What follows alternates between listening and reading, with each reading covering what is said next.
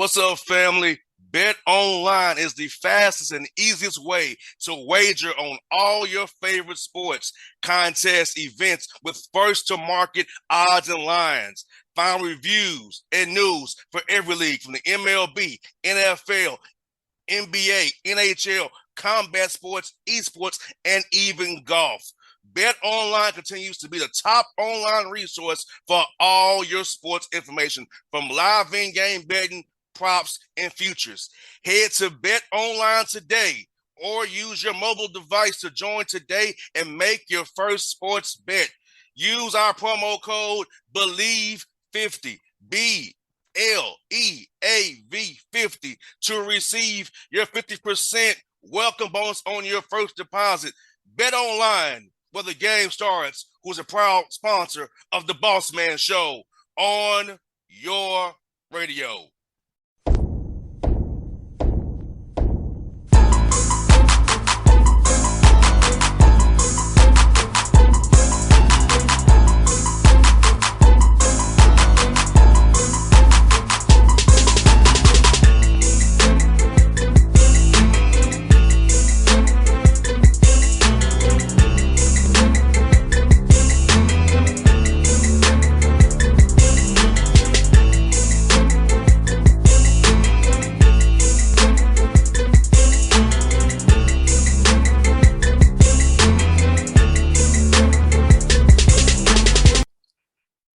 Folks, back on the Bossman Show, NBA legend. Now he's back home in his hometown, Jackson, Mississippi. Jackson State Tigers head coach Mo Williams with the nice hat he got out there repping this school. What's good, Mo? How you doing, brother? Hey, man, I'm doing great, man. How about yourself? I can't complain, Mo. It's 101 in the 80 today, man. The humidity and the heat is here. It's crazy, brother. I got you. It's all good. Well, Mo, man, how's it feel to be back home, man? You did a great job at Alabama State the last 2 years now, moving over here to the Jackson State Tigers, man. How's it feel, man? Feels like home, man. This is my city I was born and raised in. Played a lot of high school games in this building. Know a lot of people that's on campus that's around the city. It feels like home. No doubt, Mo. And I ask you, man, how have you grown as a coach the past 2 years? Running your own program, seeing how things operate in the college ranks now, and working on your schemes. How's it been for you, man, to grow these last 2 years, brother? Man, growth is everything, man. And the greatest thing about not having a lot of experience is you don't have any fear of change, because I'm not set in my ways. I'm not a 20-year veteran in this thing where I'm scared of change. So it's exciting, just building upon each and every year. The mistakes you make, the things that work, and trying something different, trying to be better than you were before. My goal is to be better than I was yesterday. And I apply that, obviously to coaching also. Each and every year I want to be better. So I'm going into year 3 as a head coach, year 5 as a Division one coach with the 2 years I was assistant. I plan on and working toward being better than I was last year. And that's the ultimate goal, being better and better each and every year. And the ultimate goal is obviously winning a championship, getting to the level where you winning championships and competing for one each and every year. And Mo, how easy for you, man, with schemes, schematically wise, brother? You played in the NBA all those years, man, and showing these guys NBA schemes. Some of these college kids never seen them before, and you run those stuff that that works really, really well on certain defenses. How's it going for you guys? It's two different games, but the schemes and the things that you do, they're the same. The college game has changed since I played in college 20-some odd years ago. It's more open face. It's a lot of more pick and rolls in college now, which 20 years ago it wasn't. It was just two different basketball type of games when you're talking about scheme wise, but it's no different. Now, it's spreading the floor, going small at times, pick and roll, dribble drive. Those things has really evolved in the college game. So I came at a great time to actually bring the type of basketball I've played over the last 15 years and teach it to these guys, because they're kind of familiar with it now, because they're running pick and roll in high school, and they spreading the floor in high school. They're getting up and down the floor, trying to get quick and easy buckets down, 5, 6 seconds, 8 seconds on the shot clock, trying to get a quick shot, a good quick shot. Those things has really evolved in our game. And for me to come in and teach that to them the way I want to play, it's not foreign to them like you would think. Yeah, like I said, because you have 4 years on me, Mo. So I remember when we was coming up to go to school, it was about having a stretch 4-man. Now it's about Exactly. a stretch 5 and having 5 Stretch out and 5. winning 5 out. So first when we was in college to now, it's like night and day, like you said, man. It's wild, but I love it. Absolutely, man. And like I said, you want to be able to evolve with the game, and that's how you stay in the game. You have to evolve with the game. No doubt. Mo, let me ask you this, man, and for us players wise, and how have players changed since you in 01 and me in 05 Social going, media, man. no doubt. Social media. That's what I want to say, to answer your question, man. Social media has evolved, and these kids are, engulfed in social media, and there's no way around it. And as coaches and as adults that didn't come up in that era, we have to evolve with that. We have to get them to understand, or we have to understand that that's going to be around. That's going to be here. We just got to do different tactics to keep them focused, and keep them on the same goal, because, social media is instant. It's right then, right there, and a lot of time that can go either way. And Mo, I think this too, Mo, is that, with guys from our generation, we're used to adversity. These kids, social media, all those people around them, they want to check out as soon as something don't go their way. That's why I like the quote about hate at the same time, Mo, because guys don't understand how to fight through adversity, wait for the opportunity, work for the opportunity, not because I'm not playing, so I want to leave. So I feel like that's kind of hurting kids as well. Like those who are around them, giving them, well, you should be playing, you should leave. Nah, earn your spot, earn your keep. Not just leave because you're not getting your way right away. Well, you said a mouthful, and that's, the era we live in now. Because these guys, when I say guys, these kids, they are on social media, and if they see someone else, getting accolades or playing somewhere else, and they feel a certain way because they not getting the opportunity, and they want to look for the greener grass on the other side. And as we know, the grass is not always greener on the other side. Yes. You're good where you're at. The best spot is where you're at. You just got to keep fighting and keep plugging and not shy away from adversity, like you spoke about. Adversity builds strength. It builds character. And it's, the transfer portal has really enhanced that in a bad way. Obviously, it gives guys opportunity if they're in a bad situation, because you have those percentile of kids that need to go to another situation. It's just toxic, or whatever the case may be. But, I would say, it's a large percentage of these kids are making the wrong decision by going into the transfer portal thinking the grass is greener on the other side. And we're early on in the transfer portal, and I think a lot of kids are getting a rude awakening when they do that. And I think it'll kind of shut down. In time, it's going to take some years where these guys get to understand that, well, it ain't that sweet when I get in that portal, so I might want to stay where I'm at, and this is the best opportunity for me to be successful. No doubt, Mo. And I kind of look at it this way too, Mo. For me with this show, bro, people want me to go sign with somebody that's a name, but I feel like I can't interview Mo Williams when I want to. I gotta ask somebody, can I interview Mo Williams? I don't want that. I don't want to sign my life away there, Mo. I want to be able to talk to people I want to, not because I have to ask somebody for their approval. That's why I like having owning my own stuff for 12 years, not having nobody control me. So kind of like you said, the grass house greener. The check will be bigger, but I don't feel the same way after I sign that check on my name on that paper, Mo. Oh yeah, no, I agree, man. I agree with you 1,000%, man. And one thing about controlling your own destiny, that's valuable. That's a valuable asset to have as a human being, for one. You want to be able to control the road that you're on, and when bumps in the road, you want to be able to figure it out on your own instead of stopping and turning around and going a different direction. You still can get to that same direction. It's just a wall up. How do you get around that wall? You can't run through it. Well, go around it. So they don't understand not going around the wall instead of, I can't go through this wall too high and too thick. But you ain't take the time to walk down to the edge, and it's a cut right there where you can get through it. So they don't understand the aspect of just fighting through something and understanding that when things are not going your way, it's never personal, Exactly. And then you got to take accountability of your situation. They don't take the time to really evaluate their situation. Just for example, you got a freshman that want to come in and you feel like you want to play, and it's a team full of juniors and seniors. In his mind, well, I'm better than this senior, I'm better than this junior, or I can play just as good as he can play. But this kid been in the program 3 years. He done earned his time to play. Your time is not now. That don't mean you can't play. That don't mean you won't play. And that's why you get so many freshmen early on in the transfer portal, because they didn't play their freshman year. They don't want to earn their minutes. They don't want to wait their turn. And that's happening so often in today's game, which in the past it hasn't.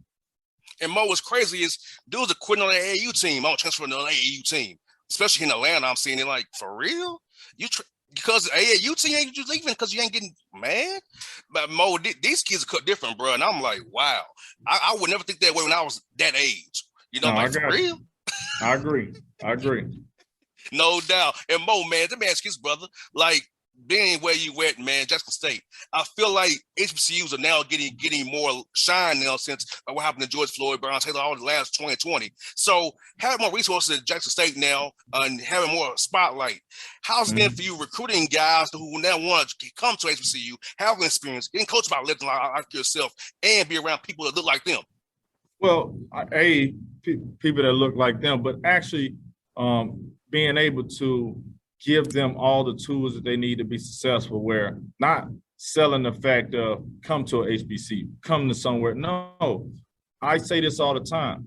People always identify, I'm gonna just say Jackson State, this other schools too, that's HBCU. HBCU Jackson State. You never say ACC Georgia Tech. You never say SEC Georgia. You say Georgia. You say Georgia Tech. Why not say Jackson State? We're Division I basketball. We compete for the same championship they compete with. But they always try to say that narrative or push that narrative like we less than, Yes. HBCU, Jackson State. No, we're a Division I program. So we're Jackson State University. There's no different. And that's what we sell our kids on, getting them to understand that we have everything that anybody else has. We competing for the same thing that everybody else is competing for. We have great coaches. We have a great coaching staff. That's all the way down the board from men's basketball to women's basketball, obviously with football. You can come here and be just as successful as anywhere else. And the narrative is so big where they feel like they're taking a step down by coming to a Jackson State. And that's the narrative that we are changing. No doubt, Mo. I feel the same way, brother. I'm a graduate of Tennessee State. They look at us like people's like, JR, you can have you. I said, look what I did. I did it at Tennessee State. I own my own SHIT. I own it. So right. And I'm successful. Right. I came from a TNSU, HBCU. Right. I came from there. But see, like you said, people always look at it like we're less than or it's inferior. No, the SWAC, the MEAC, and Tennessee State and OVC, like you said, we have everything. And our degrees count too, and we matter. But I feel like even in the national media, it's always like SWAC and MEAC. It's always don't only cover us when something bad happens, Mo. Not when something good happens. It's always some bad, or maybe we win something. How about like today, a random day in June, cover Jackson State basketball today? Do that for once. Sure. Not just when something good happens that you perceive as good. Exactly.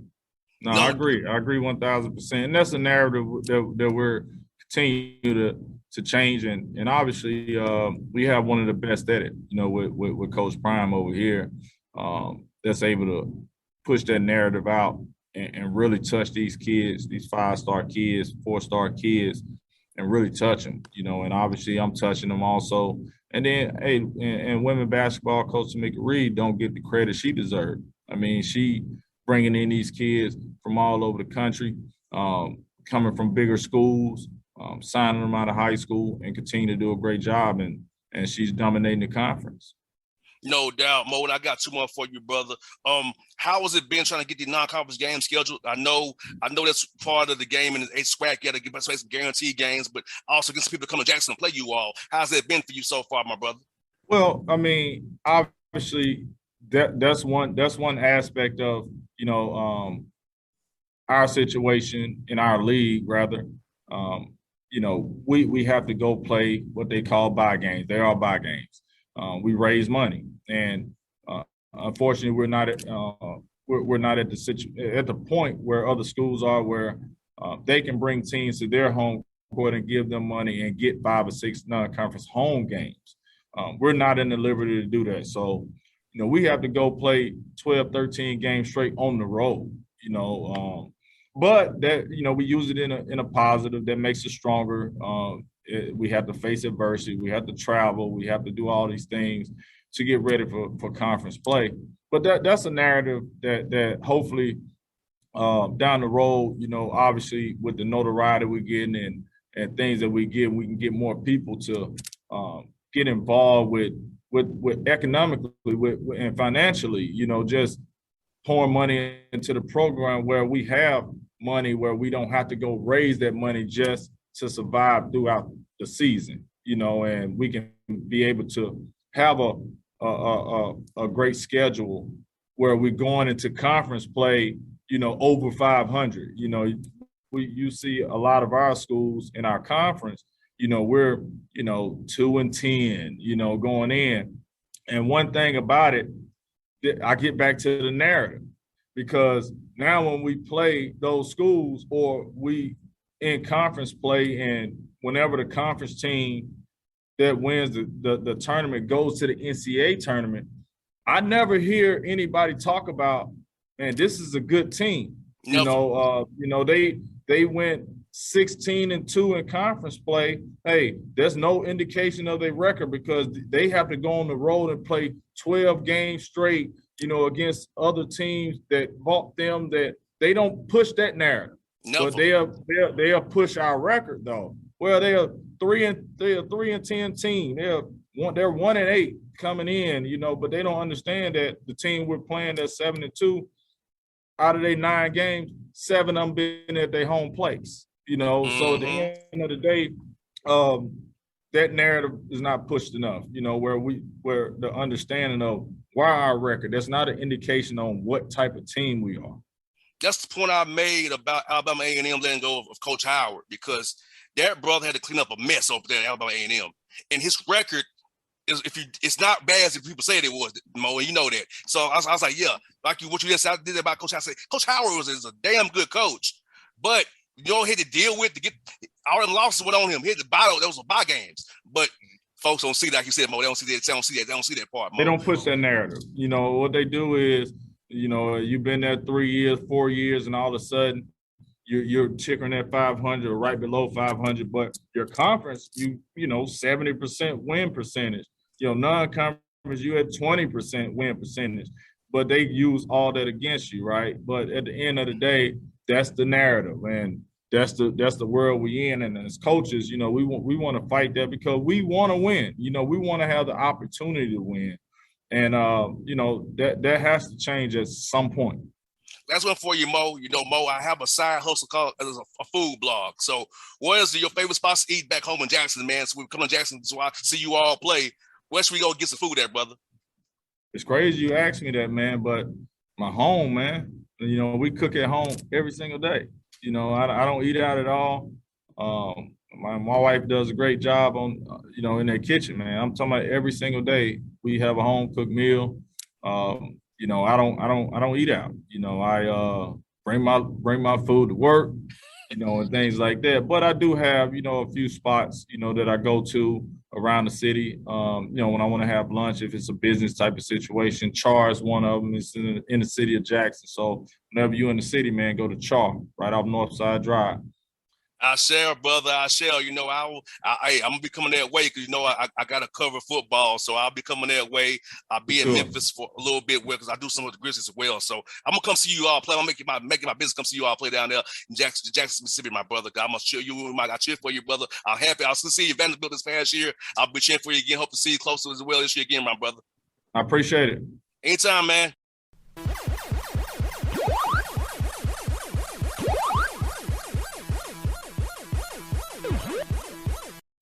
What's up, family? Bet Online is the fastest and easiest way to wager on all your favorite sports, contests, events with first to market odds and lines. Find reviews and news for every league from the MLB, NFL, NBA, NHL, combat sports, esports, and even golf.